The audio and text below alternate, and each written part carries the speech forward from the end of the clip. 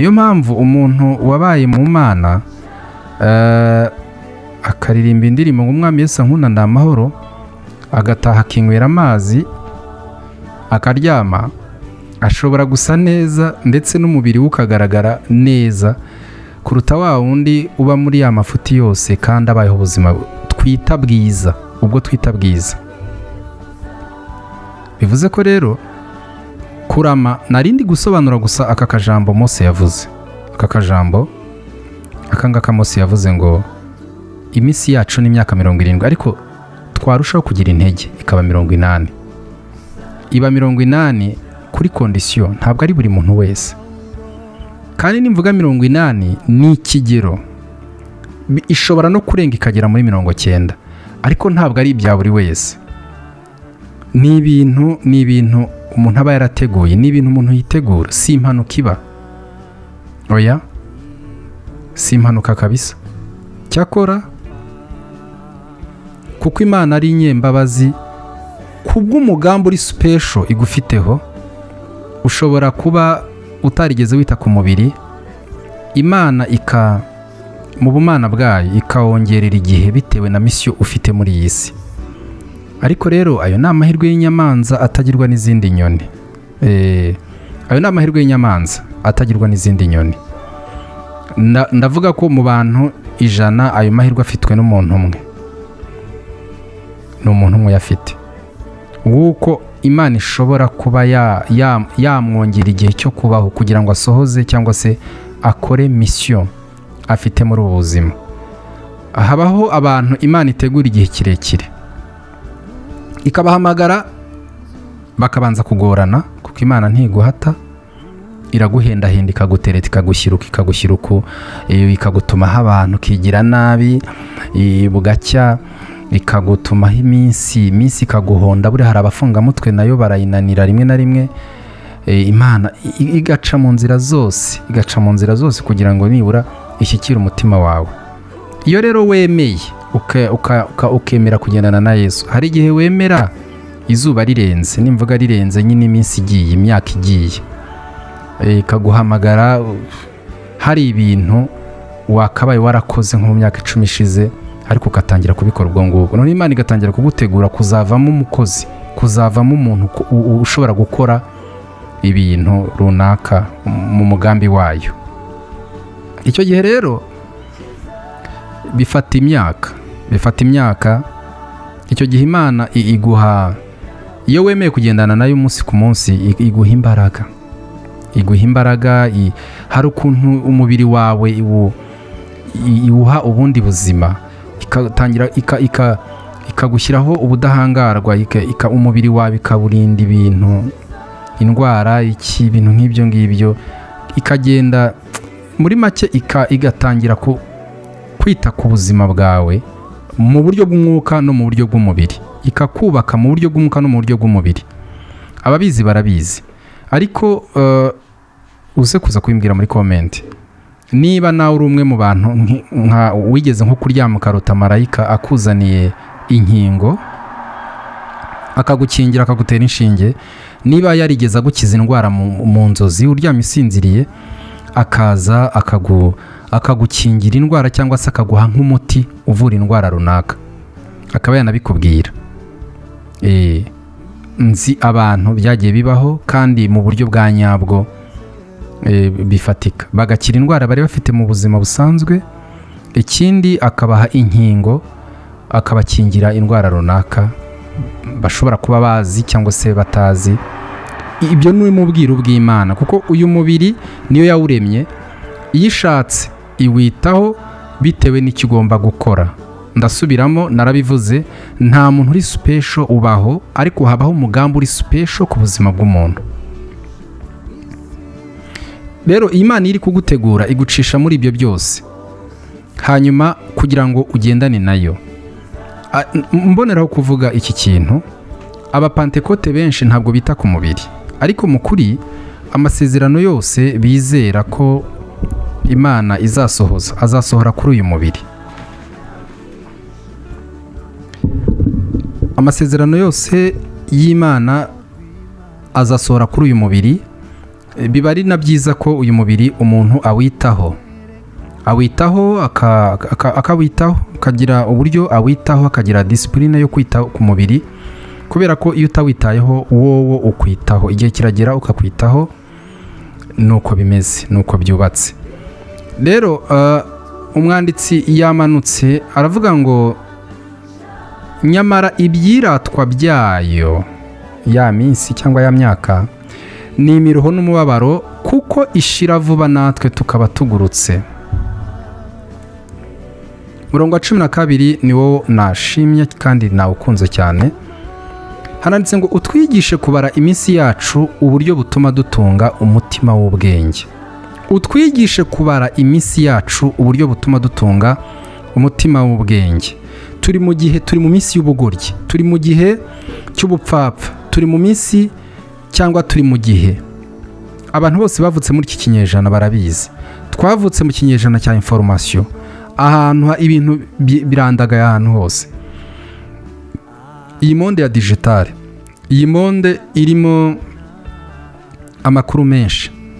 Ibyabaye muri Amerika, umuntu uri i Kigali ararabimenye, uri mu Buyapani ararabimenye. Mu yandi magambo, abantu ni intiti, ni intyoza, kuko bafite information, bafite amakuru y'ibintu hafi ya byose. Abantu bazi utuntu twinshi, abantu baracangamutse, abantu bakanuye amaso. Ariko ni nacyo gihe kirimo ubugoryi butigeze bubaho. Nicyo gihe umuntu gukoresha, naringiye kuvuga ngo nibura inusu y'ubwenge, iyo ni nyinshi. Basi irobo basi. Imana irarizenguruka isi ishaka nibura umuntu ushobora gukoresha irobo y'ubwenge. Irobo gusa, apana inusu. Ikiro cyari igihe cyabaye Eliya na Enoki, icyo ni irobo y'ubwenge. Imana izenguruka isi ishaka umuntu wakoresha nibura irobo y'ubwenge. Ndaguha urugero kugira ngo wumve icyo ndi kuvuga. Turi mu gihe, muri iki kinyejana, ni ikinyejana navuga ngo cy'ubupfapfa. Jya kuri TikTok urebe ibintu birebwa cyane. Hano kuri YouTube ibintu birebwa cyane ni ibintu by'amafuti, ibintu ubundi uzuye basogokuru badashaka kureba, ibintu bidusetsa twebwe uyu munsi. Ntabwo ubazuye ntabwo babona bisekeje, banatangara bakavuga ati se mukomeye mu mutwe, ni gute usetswa n'ibintu nk'ibi ngibi. Ni ahantu umuntu abyuka mu gitondo agatereka kamera, ubundi agashyira induru ku munwa, akavuza induru, ukabona miliyoni 20 zabirebye. Barayikinze, reka ntiwareba, kuvuza induru gusa. Kandi abana bavuza induru, ntawe utavuza induru, nawe wayivuza, ariko bikagusetsa. Uzi impamvu? Ni ukubera ko Satani nawe nyine yashoyemo imigabane, kandi uko ikinyoma gitinda imbere y'abantu kigero kigahinduka ukuri. Turi mu minsi y'ubugoryi, turi mu minsi y'ubupfapfa, turi mu isi yacuritse ibintu, noneho natwe ducuramana nayo. Ariko impamvu twacuramanye nayo, hari byinshi biyirimo byagiye biducubanganya. None uko ducubangana turacurama. Imana idukize uku gucurama, kuko gushobora guturukamo ibyago byadutera urupfu. Imvuga urupfu ni urupfu rw'uyu mubiri, kuko abizeye Yesu urupfu rw'iteka ntirukidufiteho imbaraga. Imana ishimwe, haleluya. Ariko Imana idukize kandi iduhe guhishurirwa, iduhishurire igihe turimo, kugira ngo tujye tumenya n'ibyo twitaho. Satani arabizi ko Imana yicaye ku ngengabihe. Imana niyo nyiri igihe. Daniel yerekwa, yabonye ngo umukuru nyiri ibihe, haleluya, umukuru nyiri ibihe abona ngo umusaza w'imvi ariko afite ubwiza, ngo mu maso ye ngo hasaga n'izuba. Imana ishimwe. Rero Imana ni nyir'ibihe, niyo igenga ibihe. Satani azi iby'iryo banga, arabizi neza yuko naramuka agutwaye igihe n'umwanya azaba akurangije. Arabizi ko umubiri wawe ufite garanti, ni imyaka 70, ni imyaka 70. Warangiza ukagenda ugasanga abasogokuru. Arabizi. None se Eliya wamuteshaga umutwe ari hehe? Ubu se Daniel ari hehe? Paulo wirukanse Aziya yose akayimaza amaguru ndetse n'uburayi ari hehe? Petero wigize nabi agacika gereza ngo bikozwe na marayika ari hehe? Abo bose n'abejo bundi bikarakasaga bari hehe? Satani arabizi neza ko igihatse ibintu byose ni igihe. Ibyo wigira byose, ibyo nigira byose, ibyo ntaha agaciro, Satani wabiha agaciro. Niyo mpamvu kuba duta igihe cyacu tugitera inyoni mu bintu bidafite agaciro, bidafite umumaro, byorohera Satani kuduprofita. Icyambere atwereka ibyo ashaka ko tureba, araduprograma akatugaburira ibyo ubugingo bwacu bukonsoma. Niyo mpamvu afati uwo mwanda wose twatoraguye kuri TikTok, twatoraguye kuri za Instagram, abambaye ubusa nuko mu muhanda, ayo matiku yose, uwo mwanda wose uko ugenda scrollinga muri telefone yawe, ibyo wagiye ufungura byose uri kubisangiza ubugingo bwawe, biba biri kwinjira mu bitagaragara byawe, kubera ko ibikurimo, ibiri muri stoke yawe, Satani arabizi icyo we yaba yakoze n'umwanda aba yinjijemo. Kubera ko ntabwo ujya ufata umwanya wo kwikonekita n'ibintu byinjiza urumuri, byinjiza umucyo w'Imana muri wowe, byinjiza imbaraga z'ubumana muri wowe. Ntabwo ujya ushyigikira igicaniro cy'Imana mu buzima bwawe muri wowe imbere. Oya. Rero byorohera Satani ko akwereka, ahita rero atangira kukwereka ibya hano mu isi, akakwibagiza ibyo mu ijuru. Icyambere akwereka ko uri hano kandi ugomba gukora ibyo ukora byose ukabibara hano. Akakwinjiza rero mu isi imikorere, agatangira kukwereka ukuntu amafaranga ari cyo kintu cy'agaciro, kandi n'ubu utayafite uzahura n'ikibazo. Akabikwereka kandi ukabibara kandi ukabibona. Niyo mpamvu akubwira ati inzira yose ugomba gucamo ugashaka amafaranga, yashake. Nubura ubwenge Imana izaguta, niko birivuga. Satani azi verse biblique, abadayimoni barazizi. Ntuzibwire ngo kuba uzi imirongo myinshi ya Bibiliya hari ikintu byakanga ku badayimoni, ahubwo ikibakanga ni icyo uyimaza, rwose.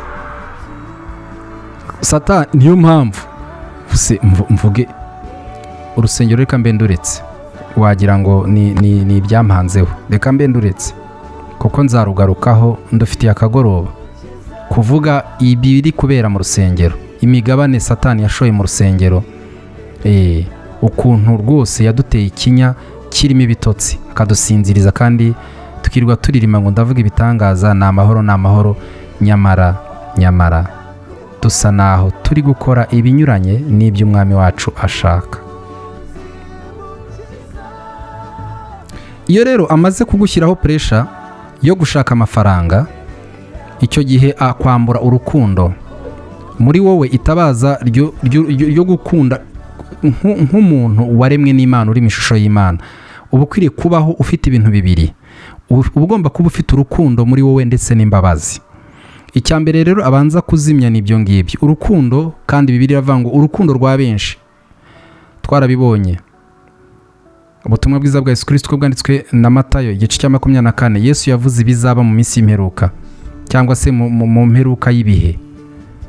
Yasobanura ukuntu urukundo rwa benshi ruzakonja.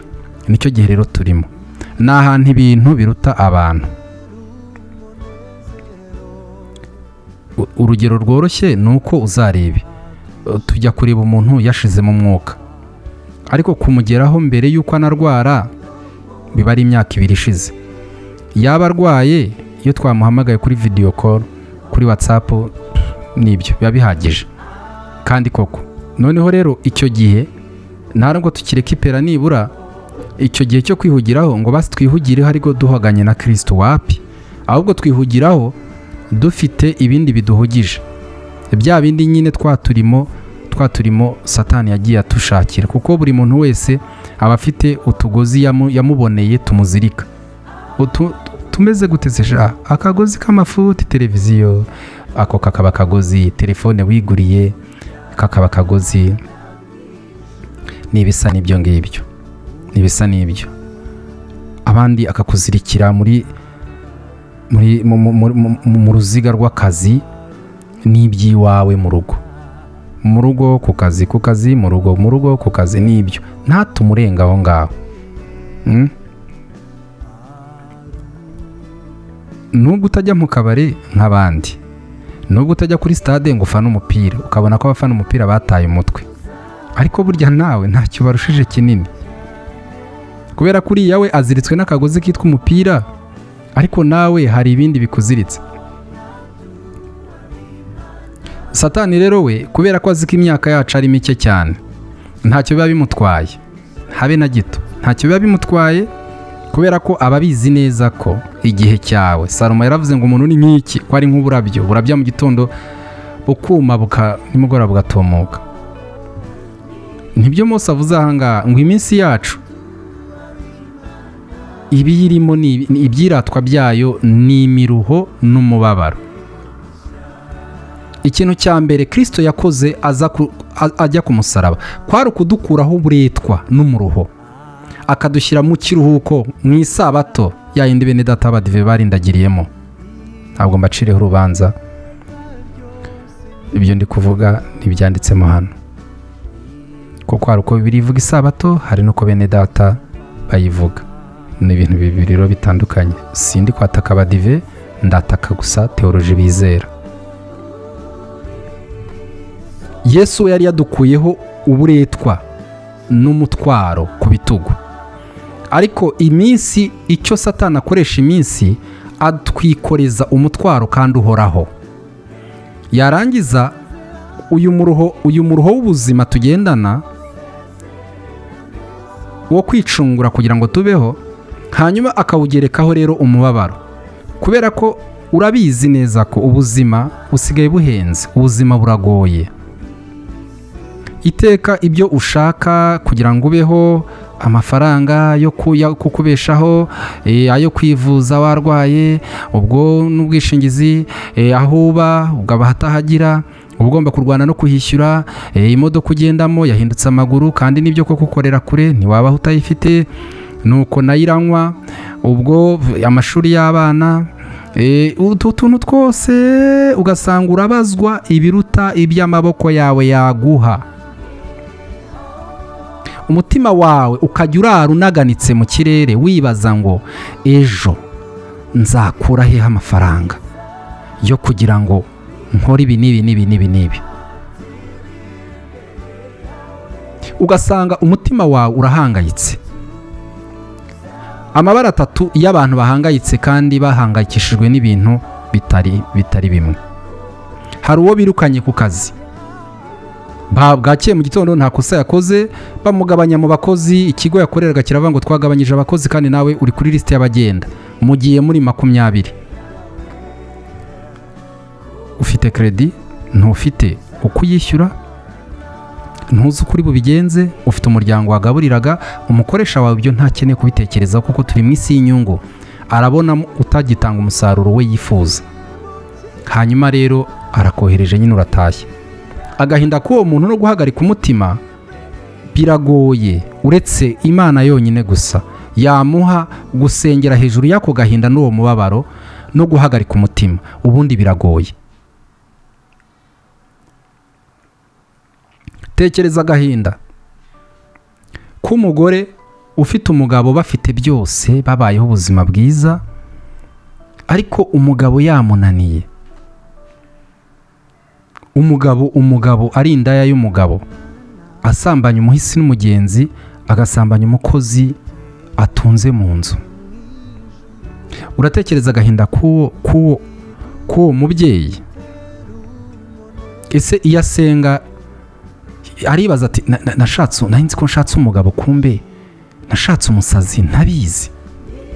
nawe akavuga ati ko se Mana kuki wandetse? Uwo kandi ni umupantekote, ntabwo ndi kuvuga umuntu utizera, ni umupantekote wizeye Yesu, ubana n'Imana, yisanze muri situation imeze gutyo.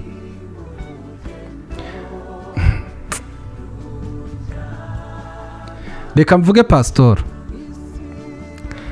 wakoreye Imana akiri umusore, ubusore bwe bwose akabuha Imana. Yari afite imbaraga n'amaboko byo kuba yakora ibindi, ariko yizeye Yesu, yabwirijwe, aramukurikira, aba mu rusengero, arasengerwa abapastor, akorera Imana, ashakira mu rusengero. Pastor ya mikino abasore bakina ntayo yagiye gukina, ashakira mu rusengero. Yabonye ubwambure bw'umugore abuboneye ko bashakanye, abyara abana 5, 6. Pastor uyu munsi 3 bari ku ishuri, cyangwa se 5 bari ku ishuri bariga muri interna, umwe niwe bari kumwe na mama, nawe ari mu nshingano nyine z'umuhamagaro. Ariko ibyo abona nk'inyungu cyangwa se ibyo kubeshaho umuryango ni bike, abayeho kuri Imana afasha kugira ngo abone minerivare y'abana. Biragoye. Abana ba pastor urumva bavukiye ahantu baririmba indirimbo, baba mu makorari, baba muri école de dimanche, n'abana bo mu rusengero, bamenye ubwenge, babona abashyitsi, abatumishi, abahanuzi mu rugo, abana bazi uko Imana ivuga, abana ibintu byose barabizi, nta kibazo babwira. Ariko banga Imana ya se ku kigero ni ukubura aho bayihungira, ariko ntibayikunda habe na gato. Uzi impamvu? Ni ukubera yuko bibaza impamvu Imana ya se itabaha minerivare yuzuye, itaba muri make bya bihembo bivugwa muri Bibiliya, batarabibona, kandi se arinze asaza kandi yarakoreye Imana ari umusore. None bakibaza igihe izazira, kuko kurezona ubwonko bw'uwo mwana nta kibazo umubwira. Bibiliya yibona nk'ikindi gitabo, ahubwo kinasuzuguritse kurenza ibindi. Ntushobora kumubwira uburyo ari igitabo cy'imbaraga, yakubwira ati ibyo uzabibwire bene wanyu. Niyo mpamvu hari abana b'abakobwa b'abashumba bakuriye mu masengesho, bucyo ukabona yashakanye n'umuyisilamu. Simvuze ko umuyisilamu atari umuntu, ariko ubundi umuntu yakabanye n'uwo bahuje kwizera, bari mu murongo umwe wo kwizera, bari mu murongo umwe wo gutekereza. None se ni gute wagenana n'umuntu mutumvikanye? Wajya iburyo nawe akajya ibumoso, kuko ntimuhuje imyumvire, ntimuhuje kwizera. Uribaza ukuntu ibi ndi kuvuga ntabwo ari byo ndi kurota, ntabwo ari ibyo ndi kwemvanta. Ibi ni ibintu nabonye mu buzima, ni amakese nabonye. Hanyuma se pastor iyo asenze, wibaza ko asenga avuga ngo iki? Asinze amaganya, yuzuye agahinda, kandi nicyo Satani ashaka. Arashaka ko abahavuga ngo ariko Mana, wampaye minerivare abana banjye bakiga. Mu yandi magambo, aho kugira ngo yiganyire iby'ubugingo bwe ndetse no kumenya ibirimo kuba n'impamvu biri kuba, yuzura amahoro yandi Kristo yavuze yasigiye itorero. Icyo agambiriye kuri pastor ni ukugira ngo asinde amaganya n'abana, kuko ku ishuri iyo bamuhamagaye, kuko abana baba baranavuze ko sari pasiteri, nibura bakava ati nibura nibumva ko papa ari pasiteri, barumva ko atazabahemukira ngo abambure, akaba ari bo bambura wa mbere. Prefet des études akamuhamagara avuga ati pasiteri bite ko ari wambwiye ko uzayohereza vuba, none bigeze he? Ati rero umwana we turamukoherereje mu kizamini, hagati kigitangira umwana bagahita bamwohereza. Harya ubwo iyo umwana avuye ku ishuri atashye, agataha azi ko sari pastor, ahora ku rusengero, yibaza ko aba yagiye gusenga. Ese ubwo wasobanurira uya mwana uri mu myaka 16, 17, 18 ubwoko bw'iyo Mana se yizeye? Ntabwo yavata, ahubwo data ubanza yarahuye n'igitero cy'abadayimoni bakigira marayika w'umucyo akagira ngo yahuye n'ijuru. Muri make narishatse kuvuga ko ibiba bitera amaganya n'umubabaro mu mutima w'umuntu ni byinshi. Icyo rero Satani aba ashaka ni ukugira ngo agwize nyine ibi byiratwa bibe umuruho ariko wuzuyemo agahinda, noneho birangire ibintu byose ubirebera hano, kuko Satani akwereka ibigaragara. Ariko umva uko Paul yavuze, kuko Paul yahuye n'amakuba menshi, yahuye n'ibyago byamugeza ku rupfu. Rimwe na rimwe yagiye yicwa ariko ntiyapfa, yatewe amabuye bitari rimwe, yarafunzwe, yariwe n'inzoka ifite ubumara bwica. Paul abicamo, arangije arandika aravuga ngo tugenda tuyobowe no kwizera, ntabwo tuyoborwa n'ibigaragara. Dore ikosa rikomeye ryakozwe, ntawe ndishinja. Twigishije Imana, tuyambika umubiri, tuyiremera abantu kugira ngo bayikoreho bayifate. Iyo rero bayishatse mu bifatika bakayibura, bahita babona ko ntayo bafite. Abantu benterprese Imana nabi, bituma Imana ubumana bwayo bwakabaye buba mu mutima w'umuntu butakara. Kubera ko Imana dusigaye tuyirebera mu bintu bifatika. Umuntu umeze neza akajya imbere bakaduha ubuhamya, ndashima Imana, ati nari mayibobo ntagire epfo na ruguru, ati none ubu ngubu Imana yangiriye neza, ubu ngubu dore wari mayibobo, ubu dore umugore mwiza Imana yampaye, dore abana beza nabyaye, mfite akazi keza, mfite inzu yanjye, mfite imodoka, murabibona. Mugafate wow, dore uko Imana ihemba sha. Tukabyina, tukamufasha gusirimba nyine ko Imana yakoze. Noneho twabona pasitoro wa wundi udafite minerivare yo kwishyurira abana, udafite n'uko abayeho, n'inzu abayemo arayikodesha. Noneho tukavuga ngo ya shanguriya ngo pasitoro ngo ziriya ni karande kabisa. Bigatuma tutakira Imana imurimo, tutizera Imana yizera, bigatuma tutakira ijambo ry'Imana rimuturukamo. Ariko Mose aravuga ngo utwigishe kubara iminsi yacu uburyo butuma dutunga imitima y'ubwenge. Inshuti yanjye,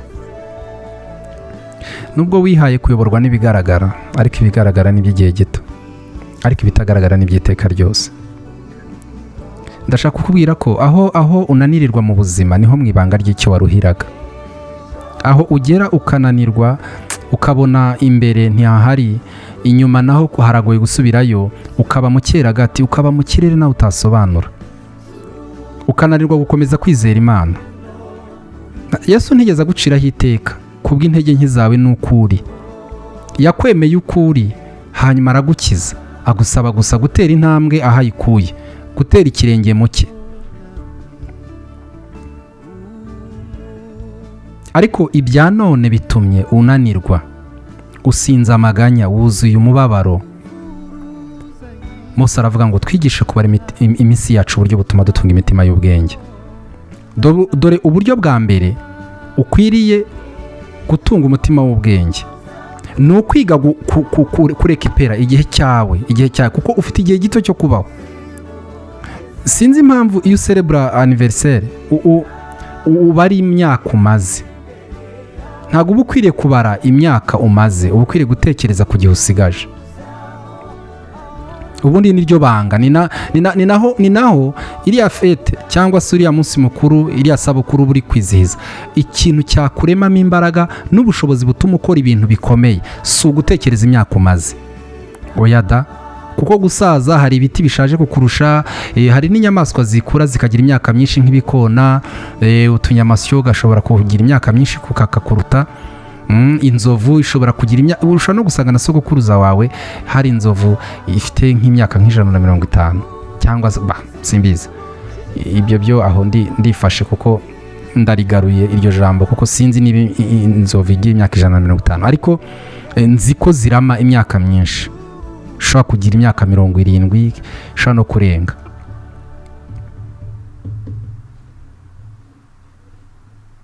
Ndagira ngo ngusabe ongera urekipera igihe cyawe. Ufite igihe gito cyo gukora ibintu byinshi.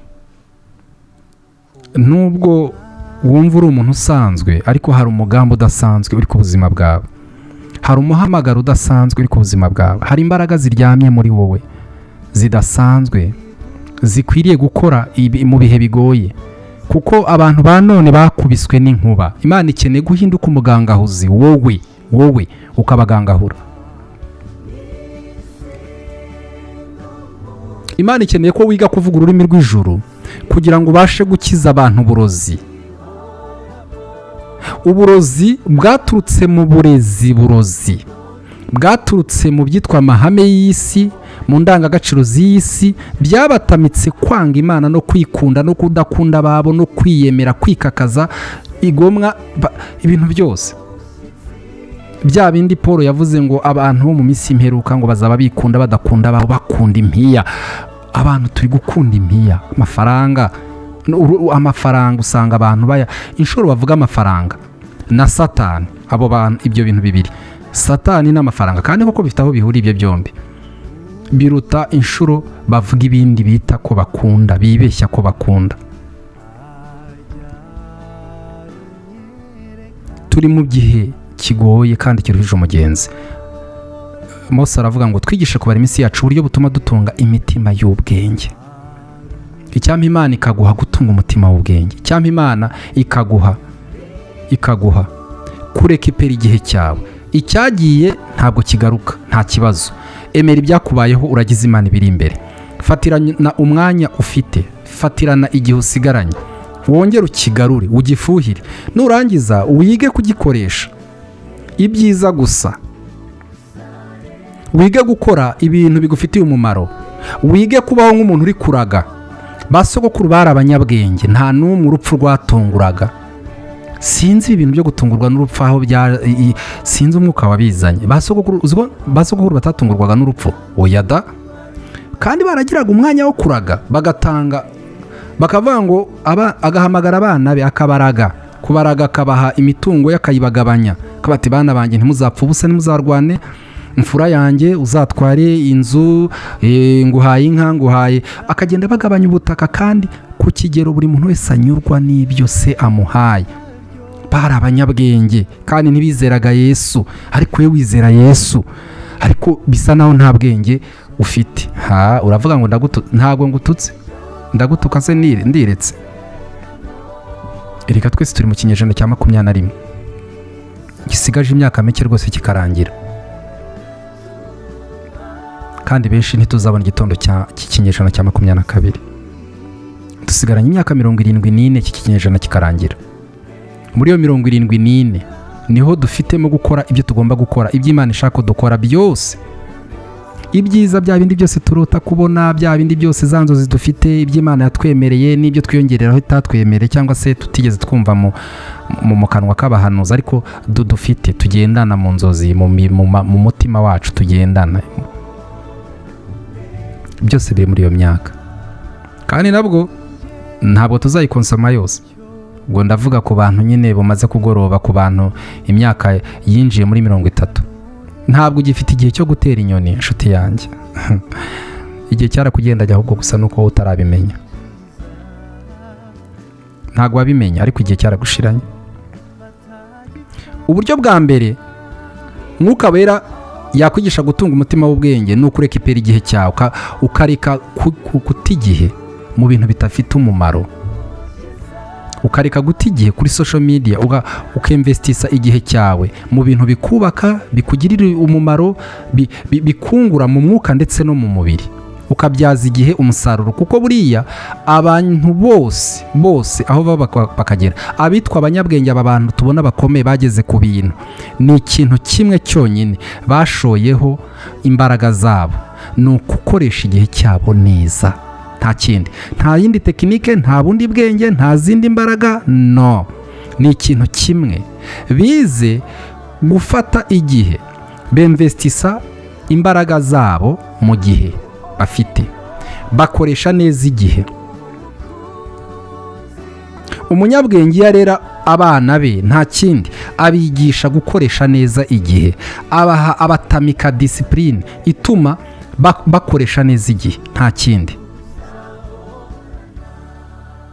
Nuganira n'abantu bagize ibintu bageraho, hari success, hari ikintu bagezeho, bacivinze mu buzima, nta kindi, nta rindi banga.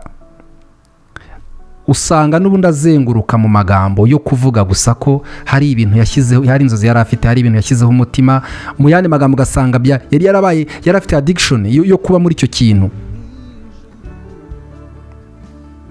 Aba bagabo bose bakomeye nta kindi, nta rindi banga bakoresheje, ni ugufata igihe cyabo bakacyinvestisa, ubuzima bwabo bakabushyira mu gukoresha igihe cyabo neza, bagashyira imbaraga ku byo berekejeho umutima.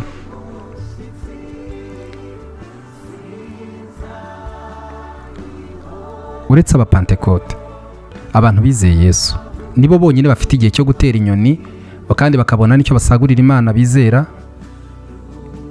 Nuko hanyuma bakabaho biringiye bitariho, ngo Imana ngo gusa ngo mpfa kuba nibitseho nzayimana. Ariko sha, ukuntu abantu bahagaze bakabeshya abandi ngo mu 2000 barajya mu ijuru. Mu byaro hirya no hino bakabuza abantu guhinga ibintu ngo bizatinda, ngo ntimuhinge imyumbati, ntimugire gute. Ababizi barabizi. Ubuse baragiye, ubuse umuntu wagurishije isambu ngo agiye mu ijuru, ubwo byaje kugenda gute? Abandi nabo bizera ngo Imana ngo izabakura ngo ahantu bari, ngo ibakure muri gakondo zabo zabasekuru, ngo hanyuma ngo ibajyane ngo mu zindi gakondo. Yavuga viza karara kanuye. Nese ko wayibonye sha, ko wayibonye byaje gucamo. Muntera amabuye ntakangura agahinda bari bifitiye, ukantura umubabaro utabonewe indishyi y'akababaro. Ndabizi neza ko ufite agahinda katabonewe indishyi. Ntabwo naringamije kugusesereza, naringamije gusa kukwibutsa uburyo bukomeye kandi bufite imbaraga twatunga umutima w'ubwenge, ni ukureka ipera igihe cyacu tukagikoresha iby'umumaro, ni ukongera kuinvestisa imbaraga zacu mu gukoresha igihe cyacu neza, mu buryo bw'umwuka ndetse no mu buryo bw'umubiri. Ni ugukora icyo dusabwa gukora. Mu gisobanuro cyoroshye, ijambo gukiranuka, umuntu akiranuka icyamukiranyaga, umuntu akiranuka, urumva harimo ijambo gukirana. Iyo rero habayeho gukiranuka, ni ugutandukana n'ikintu mwarimo mukirana. Rero gukiranuka ni ugushyira mu bikorwa ibyo wasabwaga gukora. Kubera ko iminsi yacu ari mikeya, fata igihe cyawe ugikoresha ibintu by'umumaro. Reka kujugunya igihe, reka gutera inyoni igihe. Isaha 2, umunsi 3, 5, icyumweru, ukwezi, ubutaye igihe. Fata igihe cyawe, reka kugipfusha ubusa, gikoresha ibintu by'umumaro, uzi impamvu nabwo kandi uri kubikora. Imana iguha umugisha. Umunyarwanda aravuze ngo ararekwa ntashira, undi aravuga ngo aryoha asubiwemo. Ni ukwibukiranya gusa kuko nta kintu gishya navuze ibintu bisanzwe. Hanyuma niba hari icyo wungutse, ndakurindiriye muri komenti. Inyunganizi, igitekerezo, icyifuzo, byose turabyakira. Hanyuma iyi video niba hari icyo uyakiriyemo, ukore like, nurangiza uyihe undi muntu umwe wumva ko yamufasha. Umwe arahagije, umwe nawe umusabe kuyiha undi umwe abone ikwiriye. Urabugize neza. Imana rero iguha umugisha. Reka mvuge ngo nakagaruka, tuzasubira.